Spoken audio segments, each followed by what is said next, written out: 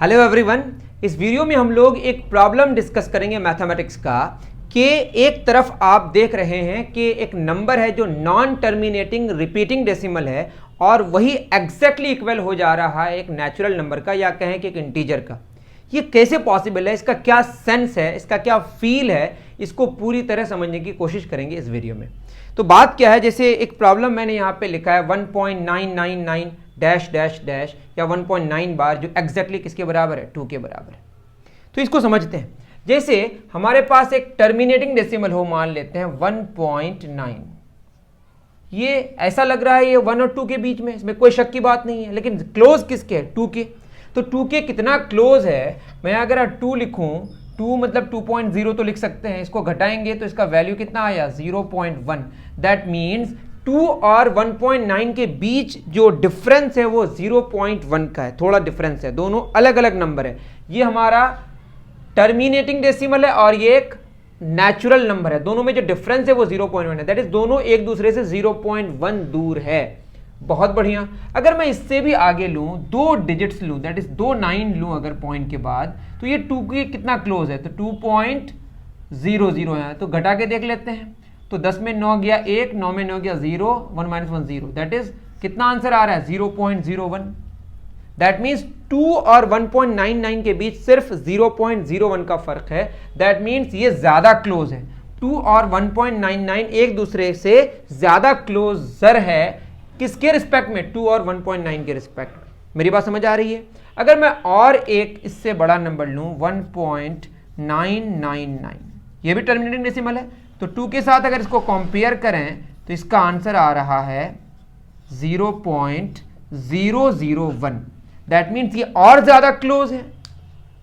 तो जो क्लोजनेस है वो बढ़ते जा रहा है। मैं अगर यहां पे 2.000, बहुत सारे जीरो, मैं 2 ही तो है, ये जीरो आप कितनों बार लिखें तो 2 ही है ना। 1 पॉइंट फिर क्या लूं, 999, कितना सारा, बहुत सारा।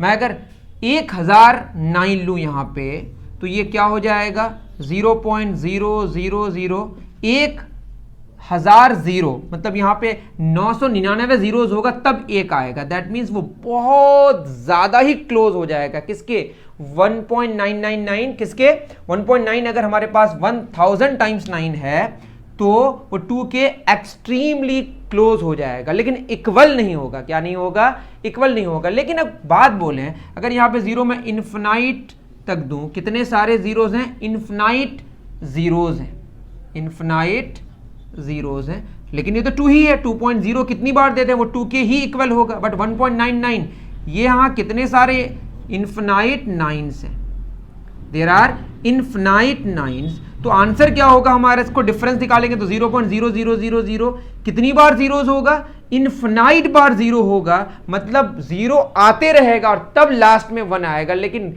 जीरो खत्म कब होगा, इन्फिनिटी टाइम्स जीरो के बाद, लेकिन इन्फिनिटी कभी खत्म नहीं होता है। दैट मीन्स ये जो हमारा डिफरेंस है ये एग्जैक्टली जीरो हो गया। दैट मीन्स 2 और 1.9 इन्फिनाइट टाइम्स के बराबर, दैट इज 2 एग्जैक्टली इक्वल हो गया किसका, 1.9 कितनी बार, इन्फिनाइट बार, that is 1.999 dash dash dash infinite तक।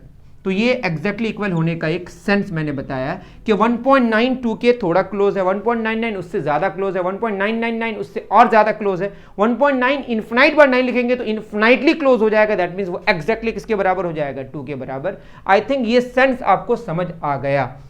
ये तो एक सेंस बताने के लिए मैंने बताया कि सेंस डेवलप हो जाए आपका कि कैसे 1.999 डैश डैश डैश 2 के इक्वल होता है।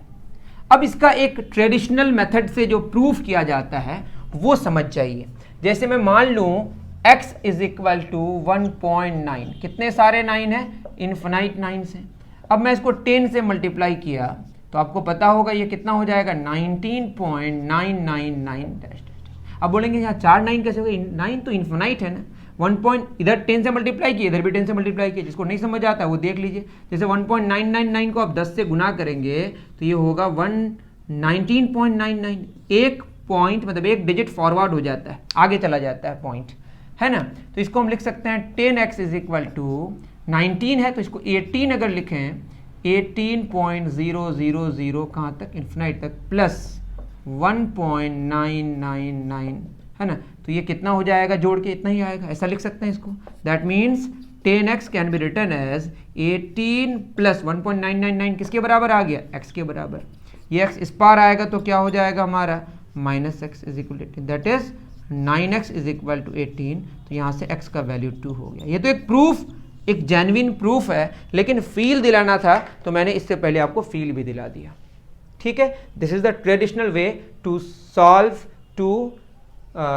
The non terminating repeating decimals. Okay, लेकिन ये एक बहुत ही खास नंबर इसीलिए है कि ये एक तरफ नॉन टर्मिनेटिंग रिकरिंग डेसिमल है और एक तरफ नेचुरल नंबर है। एग्जैक्टली ये कैसे हो सकता है, इसको मैंने फील दिलाने की कोशिश की। अब दूसरी बात ये, अगर इसका शॉर्टकट आपको प्रूफ करना है 1.9 बार, तो बार और पॉइंट छोड़ के नंबर आप लिख दीजिए 19 माइनस बार छोड़कर सिर्फ क्या बच रहा है 1, ये जानते हैं तो अच्छी बात है। उसके बाद आप 1 लिखें, पॉइंट के बाद कितने डिजिट्स हैं, एक डिजिट 0, फिर या ये मेथड छोड़ के आप सीधे क्या लिखें, है ना, नीचे क्या हो जाएगा 9 हो जाएगा। ये ठीक है, आप समझ पाए कि नहीं। जैसे मैं लिखूं 1.23 बार, तो इसमें लिखते हैं हम लोग 123 माइनस 12 बाई 9, एक पॉइंट है हमारा, है ना। इसका मेथड आप शॉर्टकट जानते हैं कि नहीं, ठीक है। यहाँ पे हो जाएगा हमारा पॉइंट के बाद 2 डिजिट्स है तो 100 लिख दीजिए, माइनस पॉइंट के बाद एक ही डिजिट है बार के बिना तो ये 10 हो जाएगा, तो ऐसा लिखा जाता है। या इसी को हम लिख सकते हैं 123 माइनस 12 बाई 90। ओके, उसी तरह से यहाँ पे क्या हो जाएगा, यहाँ पे पॉइंट के बाद एक डिजिट है तो 10 माइनस 1 लिख दीजिए, फिर पॉइंट के बाद बार छोड़कर एक भी डिजिट नहीं है तो 1 लिख के छोड़ देना है, तो ये हो गया 18/2। तो इसका आंसर हो गया हमारा, आई एम सॉरी 18/9, तो आंसर होगा 2। तो एक शॉर्टकट है, जानते हैं तो अच्छी बात है, ये एक शॉर्टकट मेथड है और ये ट्रेडिशनल मेथड है। इससे पहले मैंने फील दिलाने की कोशिश की। उम्मीद कर रहा हूँ कि आपको मेरी बातें समझ आई होंगी। इसी तरह के अगर आपको कोई टॉपिक्स आपको लगता है कि आपको चाहिए तो मुझे कमेंट करके बता सकते हैं। मिलते हैं फिर नेक्स्ट वीडियो में। Thank you very much.